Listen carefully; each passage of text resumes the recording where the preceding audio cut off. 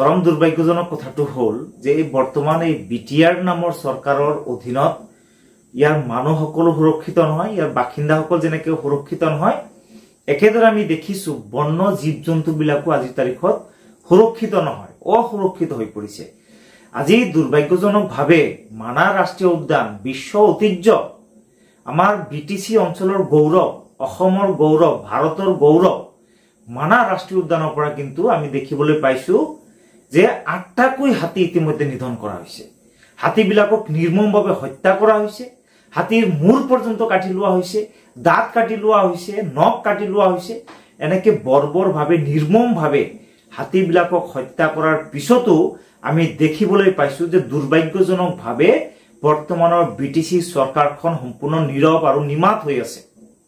তেওঁলোকৰ কোনো প্ৰতিক্ৰিয়া আমি দেখিবলৈ নাপালো। আজি এই সমগ্ৰ মানাহ ৰাষ্ট্ৰীয় উদ্যানৰ দাঁতি কাষৰীয়া অঞ্চলৰ সমগ্ৰ অঞ্চলৰ ৰাইজ আজিৰ তাৰিখত আজি এই বিষয়টোলৈ আৱেগিক হৈছে আৰু এই সকলো ৰাইজ মৰ্মাহত হৈছে। মৰ্মাহত হোৱাৰ পিছতো কিন্তু দেখিবলৈ আমি নাপালো যে বৰ্তমানৰ বিটিচিৰ চিফ প্ৰমোদ বড়ো ডাঙৰীয়াই হওক নাইবা বন বিভাগৰ বহুবল্কী যিগৰাকী ইএম, কথাৰ ফুলজাৰি মাৰা যিগৰাকী ইএম ৰঞ্জিত বসুমতাৰী ডাঙৰীয়াও কিন্তু সম্পূৰ্ণ নীৰৱতা অৱলম্বন কৰিলে। আজি ইয়াত ৮টাকৈ হাতী নিধন হোৱাৰ পিছতো আজি জীৱ চাফাৰী সন্থাই আজি অভিযোগ কৰিব লগা হৈছে। ইয়াৰ ভিতৰত যথেষ্ট কেৰুণ তেওঁলোকে দাঙি ধৰা আমি দেখিবলৈ পাইছো। বিভিন্ন দল সংগঠনে প্ৰতিক্ৰিয়া কৰা আমি দেখিবলৈ পাইছো। সকলো দল সংগঠনে প্ৰতিক্ৰিয়া প্ৰকাশ কৰি পেলাই এই সমগ্ৰ ঘটনাৰ উচ্চ পৰ্যায়ৰ তদন্ত দাবী কৰাৰ পিছতো আমি দেখিবলৈ পাইছো যে আজি বন বিভাগক সুৰক্ষা দিয়াৰ ক্ষেত্ৰতো সম্পূৰ্ণৰূপে আজি ব্যৰ্থ হৈছে। ৰাজ্য চৰকাৰে যেতিয়াই মানাহ ৰাষ্ট্ৰীয় উদ্যানখনক বিটিচি চৰকাৰৰ হাতত হস্তান্তৰ কৰিছিল তাৰ পিছৰ পৰাই আজি এনেকে অৰাজক হৈ পৰিছে। আচলতে তেখেতসকলৰ অভিজ্ঞতাৰ যথেষ্ট অভাৱ, তেখেতসকলে এই বিষয়বিলাক লৈ ইমান সিৰিয়াছ নহয়, তেওঁলোকে পাতল ওপৰে পাতল আচলতে এই বস্তুবিলাক তেওঁলোকে ভাবি থাকে, যাৰ কাৰণে আজি আমাৰ বন ধ্বংস হৈছে।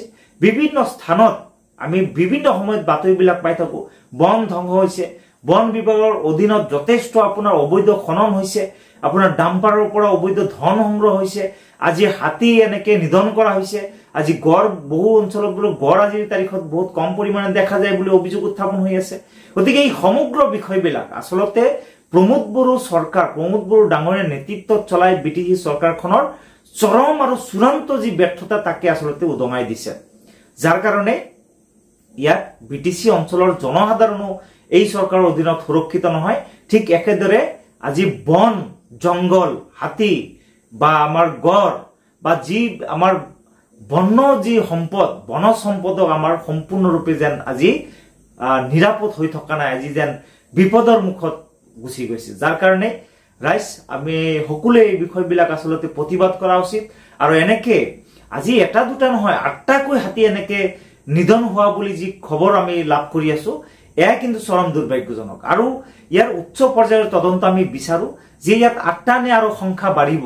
আমাৰ সন্দেহ আছে ইয়াত যে সংখ্যা নিশ্চিতভাৱে বাঢ়িব পাৰে, কাৰণ জীৱ চাফাৰী সন্থাই কৈছে যে কিছুমান ৰেষ্ট্ৰিক্টেড এৰিয়াত এনেকে হাতীবিলাক হত্যা কৰা হৈছে। এই অঞ্চলবিলাকত ইভেন জীৱ চাফাৰী বিলাককো সোমাবলৈ দিয়া নহয়। সেই অঞ্চলত আৰামছে ইয়াত কি আচলতে চোৰাং চিকাৰীসকলক বিশেষ ব্যৱস্থা কৰি দিয়া হৈছে নেকি বুলি আজি প্ৰশ্ন উত্থাপন হৈছে, যাৰ কাৰণে ৰাজ্য চৰকাৰে ইয়াৰ ওপৰত উচ্চ পৰ্যায়ৰ তদন্ত কৰিব লাগে বুলি আমি দাবীও জনাব বিচাৰিছো। আৰু সমান্তৰালকৈ বৰ্তমানৰ এই বিটিচি চৰকাৰখন আচলতে যিহেতু বন বিভাগ চলাবলৈ ব্যৰ্থ হৈছে, গতিকে বৰ্তমানৰ যিগৰাকী ইএম ইয়াত ৰঞ্জিত বসুমতাৰী ডাঙৰীয়া আছে, তেখেতক ইয়াৰ পৰা অতি শীঘ্ৰে তেখেতক নিলম্বন কৰিব লাগে। আচলতে আগতে দায়িত্বটোৰ পৰা আঁতৰাই দিব লাগিছিলে। ইমান দুৰ্নীতিগ্ৰস্ত, যথেষ্ট অভিযোগ উত্থাপন হৈ থাকে বিভিন্ন বালিৰ মহলৰ পৰা আৰম্ভ কৰি সকলো ক্ষেত্ৰতে দুৰ্নীতি আজি হাতীখিনিক ৰক্ষণাবেক্ষণ দিয়াৰ ক্ষেত্ৰত চৰমভাৱে ব্যৰ্থ হৈছে। গতিকে ইয়াত বহু প্ৰশ্ন উদ্বেগ হয়, বহু প্ৰশ্ন ইয়াৰ লগত নিশ্চয় জড়িত হৈ আছে। গতিকে ইয়াক প্ৰথমে তদন্তৰ স্বাৰ্থত প্ৰথমে ইএম ডাঙৰীয়াক ইয়াৰ পৰা আঁতৰাই পেলাই ৰাজ্য চৰকাৰে তদন্ত কৰিব লাগে বুলি দাবী জনাব বিচাৰিছো।